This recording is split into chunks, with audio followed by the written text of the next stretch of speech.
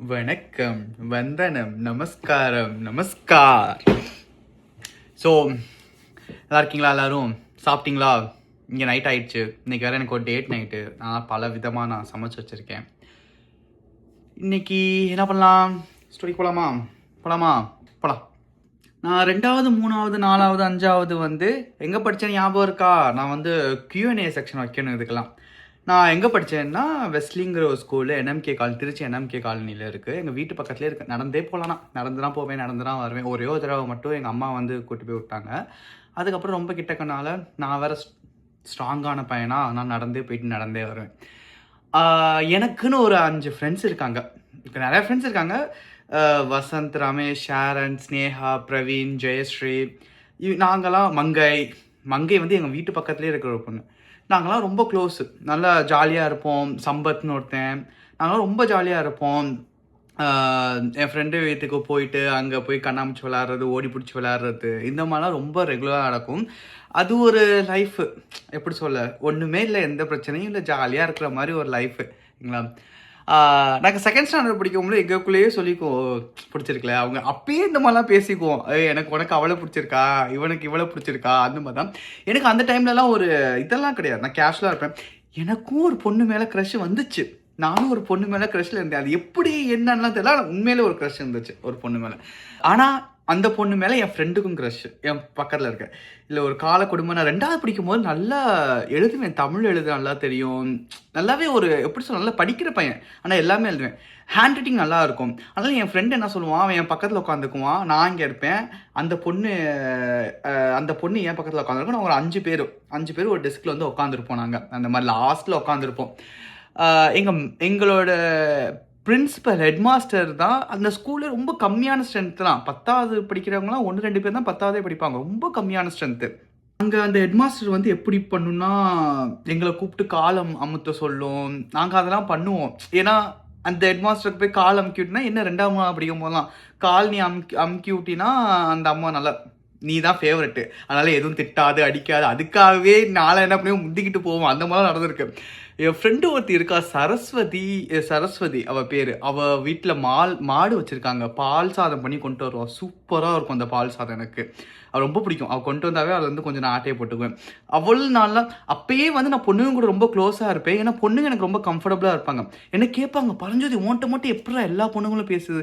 2வது நாள் படிக்கும் போதே என்னை சுற்றி பொண்ணுங்க தான் இருக்குமே. இந்த மாதிரி தான் நிறையா அவங்க கூட நல்லா ஓப்பனாக பேச முடியும், என்னால் நல்லா பழக முடியும் அவங்களால. நான் ஈஸியாக வந்து பேசிடுவேன் எல்லாட்டையும். அந்த மாதிரி ஒரு கேரக்டர். நான் சொன்னேன்ல ஒரு பொண்ணு மேலே ஒரு க்ரஷ் இருந்துச்சுன்ட்டு. ஆனால் அதுக்கு அந்த பொண்ணு மேலே என் ஃப்ரெண்டுக்கும் க்ரஷ்ஷா. அவன் என்ன சொல்லுவான்னா, பரஞ்சோதி ஒரு கவிதை அந்த மாதிரி ஒன்று எழுது அப்படின்னு சொல்லிட்டு நான் எழுதுவேன். அவன் எழுதுகிற மாதிரி எழுதுவான். அவன் என்ன பண்ணுவான், அந்த ஷீட்டை வாங்கி கொண்டு போய் அந்த பொண்ணுகிட்ட கொடுப்பான். இந்த மாதிரி போயிட்டு இருந்தோடனே அதுக்கப்புறம் என்ன ஆயிடுச்சுன்னா, அந்த பொண்ணு முடியாதுன்றுச்சு. அந்த பொண்ணு பக்கத்தில் இன்னொரு பொண்ணு இருக்கும். நான் பேர் வந்து சொல்ல விரும்பல ஓப்பனாக, ஓகேங்களா, சும்மா ஒரு அவங்கவுங்க இதுக்காக. இன்னொரு பொண்ணு இருக்கும். டக்குன்னு அவன் என் பக்கத்தில் வந்து, நீ மட்டும் நான் லவ் பண்ணலட்டினா நான் பக்கத்தில் இருக்க அவளை லவ் பண்ண போகிறேன்னு சொல்லிட்டு இப்படி சொன்னால் 2 பேர் லவ் பண்ண ஆரம்பிச்சிட்டாங்க. உங்களுக்கு அது என்ன, நாங்களே ஒரு 3வது நாள் அப்படிங்கிறவங்களா, இது ஒரு காமெடி மாதிரி 2 பேர் லவ் பண்ண ஆரம்பிச்சிட்டாங்க. உங்களுக்கு அப்பா என் ரூட்டு கிளியர், அந்த மாதிரி நான் நினச்சிக்கினேன்.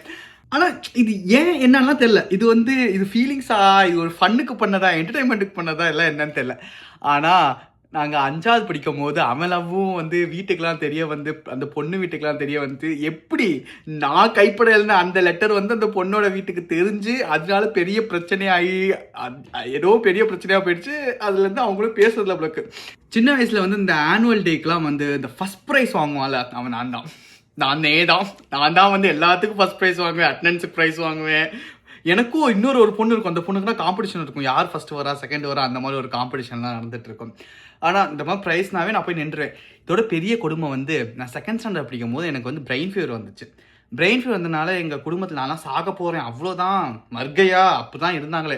அதனால் என் குடும்பத்தில் இருக்கிறவங்கலாம் ஒவ்வொருத்தையும் ஒவ்வொரு நேர்த்திக்கடன் பண்ண ஆரம்பிச்சிட்டான். இவன் பொழைச்சிட்டானா எப்படி பண்ணுறேன்.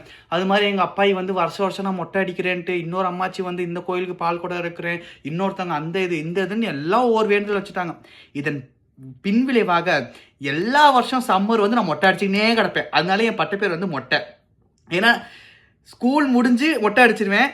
அதுக்கப்புறம் வந்து ஸ்கூலுக்கு ஆரம்பிக்கும் போது என்னை புதுசாக பார்க்குறவங்க எல்லாமே மொட்டையாக தான் நான் பார்ப்பாங்க. அதுலேருந்து அதுக்கு வச்சிருவாங்களா பேர், அப்போலேருந்து மொட்டை மொட்டைன்னு கூப்பிட ஆரம்பிச்சிருவாங்க.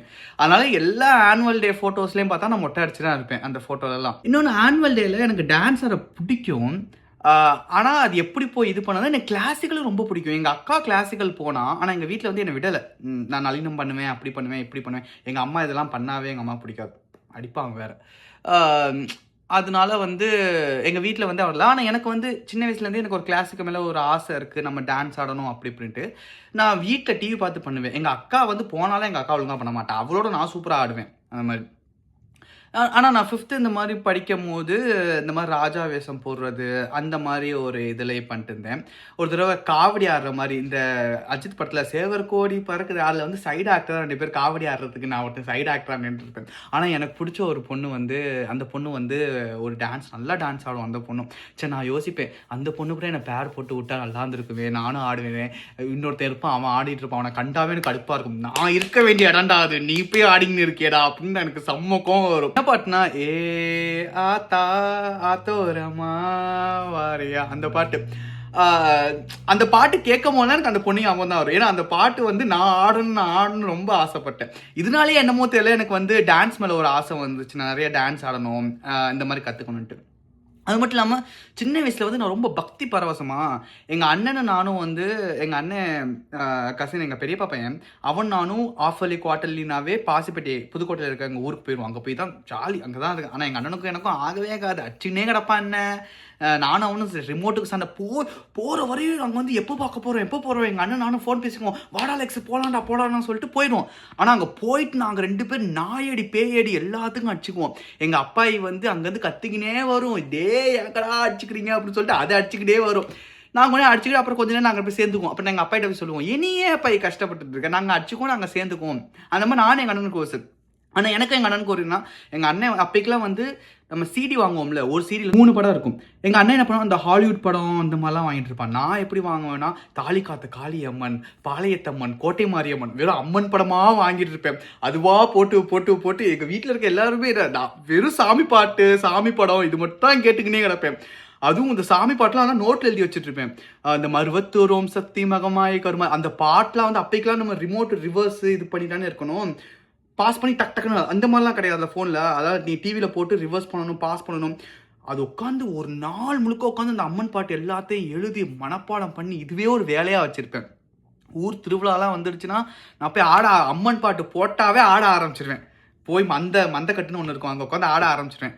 அங்கே ஊருக்காரங்களாம் எங்கள் அம்மா கால் பண்ணி சொல்லிடுவாங்க, எங்கள் அம்மா அப்புறம் வந்து குச்சி எடுத்துன்னு வந்துடும், நான் ஓடிடுவேன், இல்லாட்டினா திட்டும், அது மாதிரி நான் போயிடுவேன். அப்புறம் எங்கள் மாமா இருப்பார், எங்கள் மாமா வந்து இந்த மாதிரி உனக்கு வந்து 1 ரூபா காசு தானே, நீ வந்து ஆடு அப்படிம்பாரு. நான் போய் 1 ரூபாக்காக ஆடுவேன். நான் 5th கடைசியாக படிச்சிருக்கும்போது எங்கள் வீட்டு பக்கத்தில் ஒரு பிள்ளையார் கோயில் இருக்கும். அந்த பிள்ளையார் கோயிலுக்கு எதுவுமே இருக்காது, யாருமே கண்டுக்க மாட்டாங்க.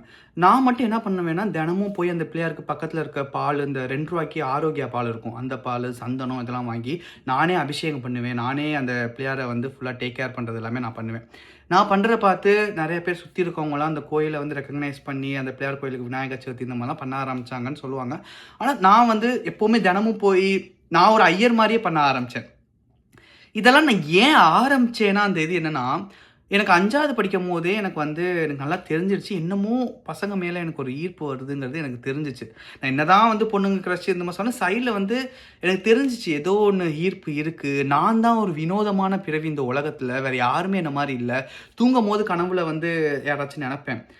எனக்கு வந்து என்ன சொல்கிறேன்னே தெரில. காலைல எழுந்துச்சி பார்த்தா, ஏன் இப்படி நினச்சோம், ஏன் நம்ம ஏன் மற்றவங்க மாதிரி இல்லை, நான் ஒருத்த மட்டும் அந்த உலகத்தில் இப்படி இருக்கேன், நான் ஒருத்த மட்டும் இப்படி யோசிக்கிறேன், எனக்கு மட்டும் பசங்களை வந்து இப்படி யோசிக்க தோணுது, நான் பாட்டு நினச்சிட்டு அந்த பிள்ளையார் கோயிலில் முட்டி போட்டு அங்கே பிரதர்ஷனம் அந்த மாதிரி பண்ணுவாங்களே, நான் வேண்டிவேன் பிள்ளையாரப்பா என்னை மட்டும் ஏன் இப்படி யோசிக்க வைக்கிறேன், என் மைண்டை மாற்று, என் மென்டலை மாற்று அப்படின்னு சொல்லிட்டு நான் சுற்றிட்டு வருவேன்.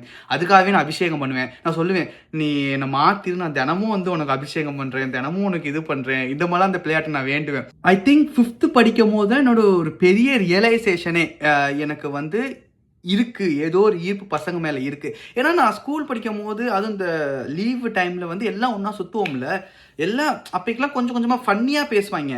அது என்ன ஏது லவ் அப்படி இப்படிலாம் என்ன தெரியல, ஏதோ பேசணுங்கிறதுக்காக ஃபன்னியாக பேசுவாங்க.